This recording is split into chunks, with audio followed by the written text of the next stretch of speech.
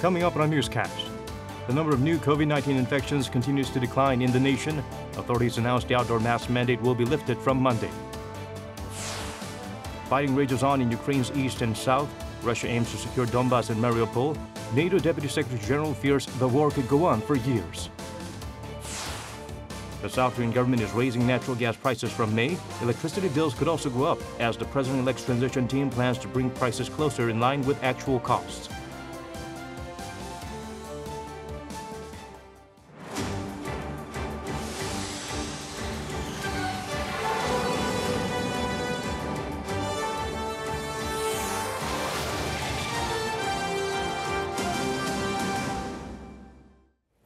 Hello, we're wrapping up the week well. I'm Daniel Che here to bring the latest. Let's begin with our top story. More visible COVID-19 restrictions are removed here in the nation. Starting next Monday, masks will no longer be required outdoors except at select venues. Lee Si-woo starts us off. Health authorities announced that the outdoor mask-wearing mandate will be lifted starting next week. The Central Disaster and Safety Countermeasure Headquarters announced the decision on Friday morning. Starting Monday, people will once again be able to go outside without a mask. Friday marks 2 weeks since the country eased most of its distancing measures and downgraded COVID-19 to a level 2 infectious disease from the highest level 1. However, the mask-wearing rule will still be enforced at events with more than 50 people, such as concerts and rallies. It is also recommended that masks be worn in situations where it is difficult to maintain a distance of over 1 meter between people, or when one has COVID-19 symptoms or falls into the high-risk group. Meanwhile, the lifting of the mandate from early May goes against the Presidential Transition Committee's plans. While unveiling a 100-day roadmap on how the new Yoon administration will tackle COVID-19, the committee's chairman An Cheol-soo had said that they would only start considering lifting outdoor mask mandates from late May. In response to the lifting of mandate, the committee on Friday expressed concern on whether a response to a potential increase in infections has been prepared. The lifting of the mandate comes amid a downward trend in the number of COVID-19 infections. South Korea reported 50,568 new COVID-19 cases on Friday. The figure dropped by over 6,000 compared to the day before. Compared to a week ago, the number is down over 30,000. The number of severely ill patients and deaths are also continuing to decline. There were 526 patients in a critical condition reported on Friday, a fall of around 300 compared to the week before. Lee Si-woo, Arirang News. South Korea had more foreign visitors this March compared to 2021 after easing self-isolation rules. According to the Korea Tourism Organization, there were 96,768 foreign visitors, an on-year increase of 29.7%. Most were from the U.S., followed by China and the Philippines. The number of South Koreans heading abroad last month rose to more than 145,000, almost double the number from a year earlier. President-elect Yoon Suk-yeol took a trip to the Chungcheong region to see what can be done to help grow the local and national economy. He checked out places dealing with cutting-edge technology and pledged greater government support for semiconductors, considered pivotal to the Fourth Industrial Revolution. Yoon Jung-min tells us more. Visiting the National NanoFab Center in Daejeon on Friday, President-elect Yoon Suk-yeol called semiconductors a core strategic technology for the Fourth Industrial Revolution. There, he pledged more government support for cutting-edge technologies. 국가 경제와 안보의 핵심에 반도체가 있습니다. 요새는 총으로 전쟁하는 것이 아니라 반도체로 전쟁한다는 말이 있지 않습니까?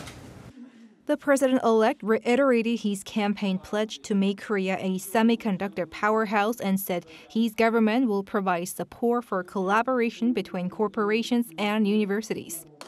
Meeting college students at Kyiv, a top research university, he said the key to economic growth and creating new jobs lies in science and technology. 첨단 과학기술 분야에 우리가 국민들이 낸 세금을 집중적으로 투자하는 것이 국민들의 삶의 질을 개선하고 양극화와 이런 사회 갈등을 없애고 더 발전하는 길이 아닌가. At a local market in Cheongju, President-elect Yoon met people and emphasized the importance of liberal democracy. He also visited a particle accelerator under construction in Cheongju and paid a visit to an innovation city in Chungcheongbuk-do province. Since the presidential election, Yoon has been taking trips to regions outside of the capital, renewing his campaign pledges. Yoon Jung-min, Arirang News. The government faces huge liabilities in the coming years with its national pension scheme as the country's population gets older and the birth rate declines. To plan necessary changes, the incoming administration is setting up a consultative body. Lee Kyung-eun has the details. Among other changes, the incoming Yoon administration will push for reform to South Korea's national pension scheme. Yoon's transition committee stresses the reform is inevitable as current pension plans are no longer sustainable due to fiscal challenges. The national pension will completely run out by 2055.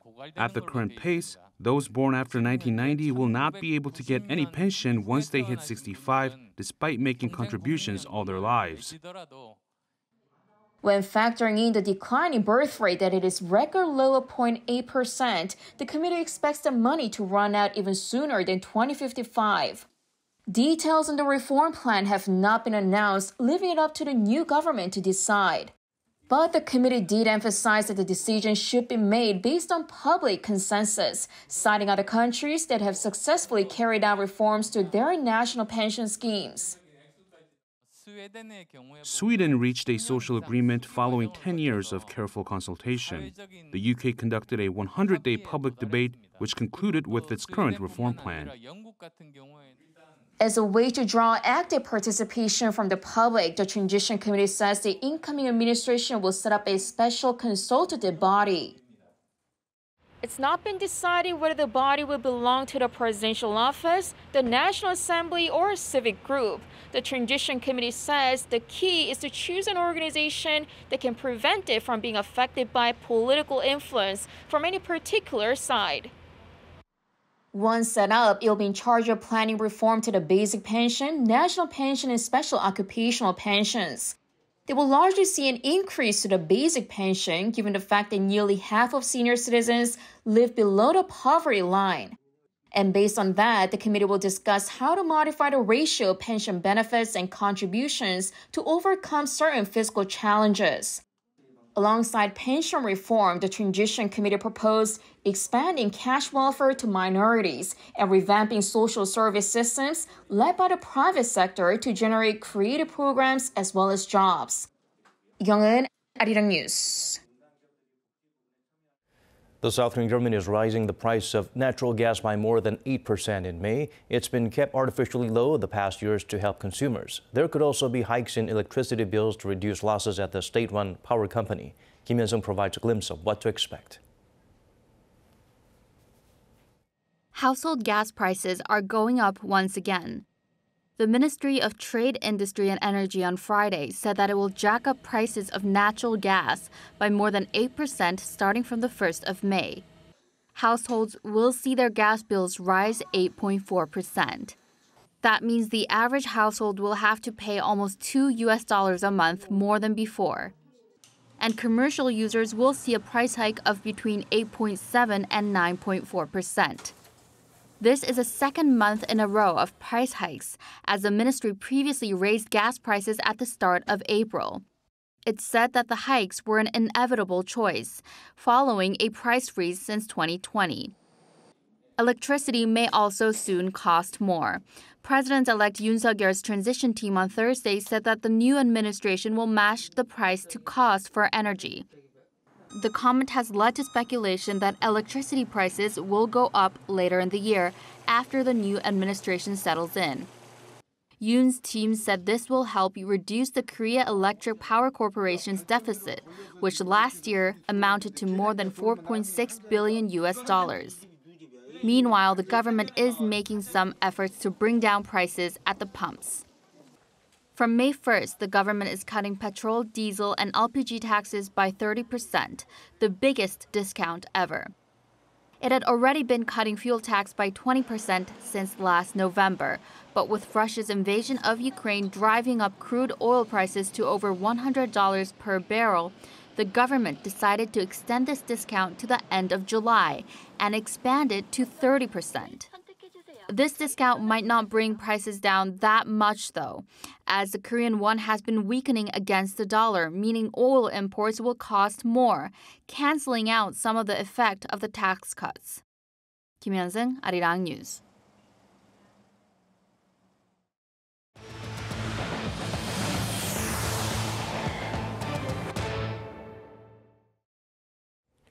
South Korea must improve its defense capability if Pyongyang continues to increase missile or nuclear weapons. Meeting with military officials on Friday, President Moon Jae-in emphasized the need to become a strong nation that can defend itself not just from North Korea, but from any superpower. The outgoing leader emphasized while the government did a good job of maintaining peace, it's still a fragile situation. He added solidifying peace will be the task for the next government. Recent satellite imagery shows North Korea is continuing to restore access to tunnel number 3 at the Punggye-ri nuclear test site. 38 North reported on Thursday that although the original entrance has been blocked by rubble since 2018, excavation appears to be underway to make a new one. It may actually be complete, but the U.S.-based program said this is unclear given the small amount of ground outside that's been disturbed. A small support building has reportedly been completed as well. 38 North believes 8 new structures stand near the complex. While finishing up his visit to Kiev, the UN chief expressed astonishment after Russian missiles struck an area close by. Meanwhile, 10 Russian service members have been identified as suspects in the crimes committed in Bucha. Lee Dae-hyun has the latest. UN Secretary General Antonio Gutteres' visit to Kyiv on Thursday came 9 weeks after Russia's invasion of Ukraine began. During his visit, the UN chief criticized his own Security Council for failing to prevent or end the war. Speaking during a joint press conference following his meeting with Ukrainian President Volodymyr Zelensky, Gutteres explained that the failure is a source of great disappointment, frustration, and anger. However, he stressed that UN staff are working every day for the people of Ukraine. He also urged for evacuation corridors to open up in Mariupol, saying that the besieged city is a crisis within a crisis. Today, the people of Mariupol are in desperate need for just such an approach. Mariupol is a crisis within a crisis. Thousands of civilians need life-saving assistance. Many are elderly, in need of medical care, or have limited mobility. They need an escape route out of the apocalypse. As the UN chief was finishing his visit to the Ukrainian capital, officials say there were explosions heard in the city on Thursday night caused by Russian missiles. The UN expressed astonishment after a Russian missile hit close to the Secretary General, saying that Gutteres and his team were shocked but not injured by the attack. Ukrainian President Volodymyr Zelensky said 5 Russian missiles flying into the city says a lot about Russia's true attitude toward global institutions. Following the Russian atrocities in Bucha in early April, 10 Russian service members have been identified as suspects. In a nightly address posted on social media on Thursday, President Zelensky said the identities and actions of those service members are known. We will find everyone, just as we will find all other Russian villains who killed and tortured Ukrainians, who abused our people, who destroyed our houses and civil infrastructure in Ukraine. None of these scum will escape responsibility. Meanwhile, NATO Deputy Secretary General Mircea Geowana said it could take years before the Ukraine war is over. Speaking to the BBC, Geowana added that hopefully this war could be fought and won by Ukraine on the battlefield. Lee Dae-hyun, Arirang News. With the situation in Kiev beginning to stabilize, South Korea decided to reopen its embassy there. Officials will return to cooperate with the Ukrainian government and to protect Korean nationals residing in the country. The exact time frame hasn't been decided. The South Korean embassy officials were evacuated in February and moved to temporary offices in Ukrainian cities as well as Romania. Embassies of 20 European countries, including Italy, France, and Spain, have all returned to Kyiv. The U.S. also plans to reopen its embassy there. A defense exhibition in Manila displayed the latest military equipment and tech from around the world. More than a dozen South Korean companies are taking part to show their expertise in trainer aircraft, submarines, and equipment for command and control. Bae-eun-ji brings the highlights from that event. To showcase locally developed military defense equipment and weaponry to the Philippines, a total of 13 South Korean companies took part in this year's Asian Defense and Security Exhibition, a 3-day event in the city of Manila. The Defense Secretary of the Philippines, who was at the expo, said he plans to further cooperate with South Korea in the defense field and that the Philippines is interested in buying more South Korean equipment. But we are still looking into, we already have several Korean equipment, the F-50 and some frigates, but we are looking for some more. The Philippines already has a dozen F-50 jets, a light combat aircraft developed by South Korea's Korea Aerospace Industries, or KAI, and the company hopes to export more. The Philippines is a huge country made up of thousands of islands, so 12 jets are not enough. We have been informing them that they need more of these aircraft. The F-50 was also proven useful during the siege of Marawi in 2017. Because the Philippine Air Force plans to buy trainer jets as well, KAI is also focusing on exporting its trainer aircraft, the KT-1. These trainer jets are capable of creating synergy with the F-50s that the Philippines already have. Also at the exhibition, maritime military equipment was on display, including a mock-up of a 1,400-ton submarine, which was developed by a South Korean company. This submarine has been redesigned for naval operations in tropical waters. We have added an additional ventilation system suitable for tropical climates. The control systems for submarines and other vessels are also included in the equipment that South Korea hopes to export. Another South Korean defense contractor, Hanwha Systems, has been developing command management systems. At the exhibition, the company showed off a newly developed console with 3 screens that will be able to communicate and show the exact location of targets. Bae-eun-ji, Arirang News. The Tundra International Film Festival provides a global platform to alternative films and endorse experiments and independent spirits. This year, the event went back to its regular scale. Kim Bo-kyung sheds light on the most highly anticipated works and notable sections to watch out for. Putting the spotlight on experimental, up-and-coming, and passionate young talent. The annual film festival at Jeonju has returned, inviting movie lovers until May 7th. During its 10-day run, the 23rd edition of the Tundra International Film Festival will feature more than 200 films from over 50 countries. Returning to its regular scale, this year's festival was able to invite foreign directors and actors and present a more diverse range of films. A fully packed Jeonju Dome for the opening ceremony showed just how excited everybody was, including guests from overseas. I'm super excited and so emotional, especially for being here in Korea. It was a dream for me, so it's really special to be here with a movie after all these years and 3 years in pandemic time. And I'm really glad. Thank you so much for the festival for inviting me. Judges for the competition section say they hope to see theaters at the festival full so that audiences can enjoy the films as the directors intended.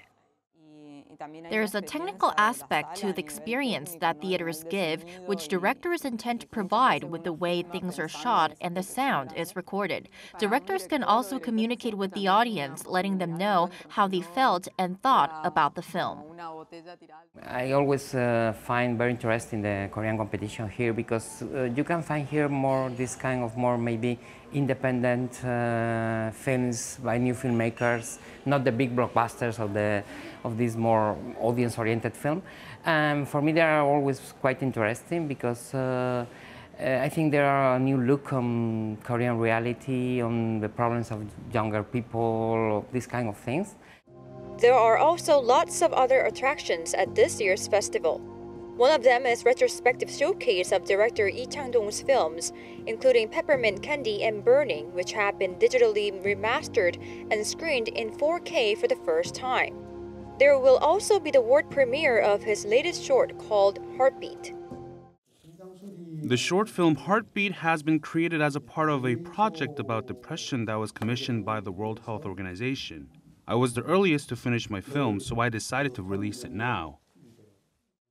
Other events include 5 films selected by Yoon Sang-yeol, the director of Train to Busan, who is acting as a special programmer at this year's festival. Kim Bo-kyung, Arirang News, Jeonju.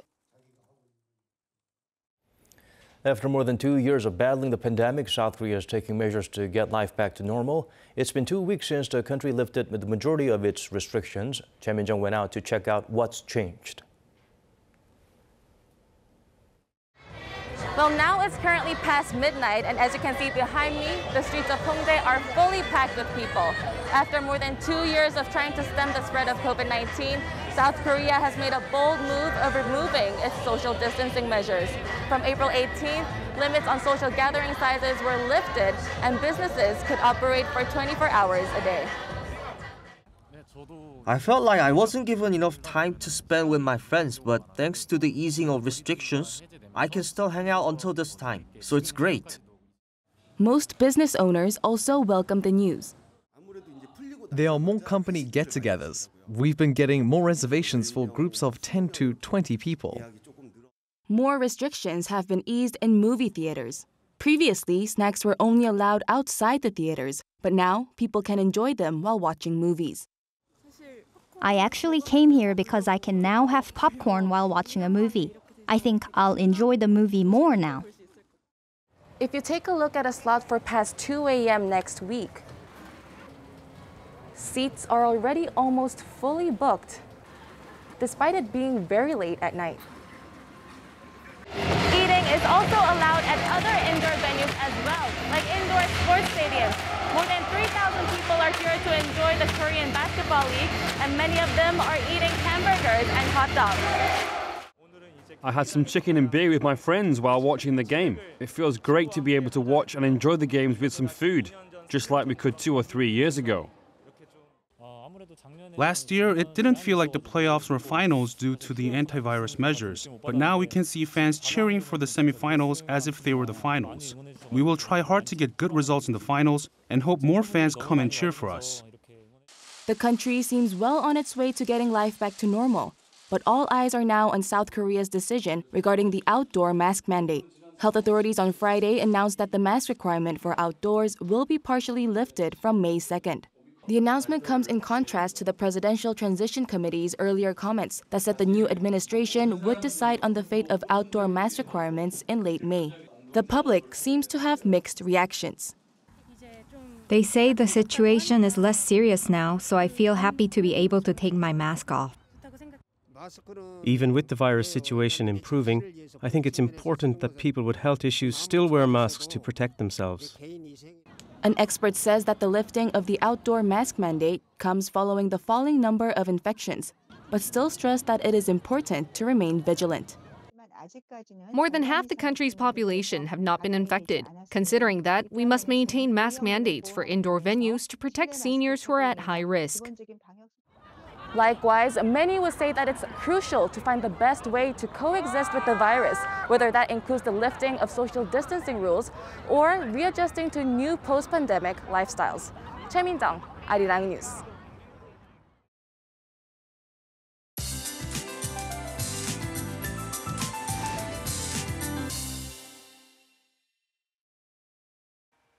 A surge of cool air is filtering into the nation tonight.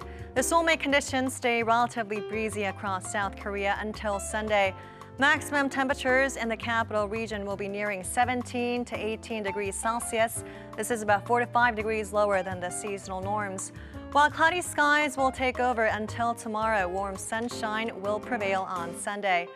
We'll have no concerns about fine dust this weekend. The entire nation will see air quality standing in the normal to good category. Also, strong winds are expected for the coastlines. In particular, coastal regions of Gyeongsangnam-do province will see winds gusting up to 8 to 16 meters per second. Violent winds will also create high waves, so please stay away from the shorelines. Morning lows range from 6 to 12 degrees nationwide. Seoul and Busan will start off at 10 degrees Celsius. As for the daily highs, Daejeon will get up to 17 degrees. Chuncheon 18 and Gyeongju will be topping out at 19 degrees. Next week, typical spring weather conditions are expected with warmer daytime highs and wide temperature gaps. That's all for now, and here are the weather conditions around the world.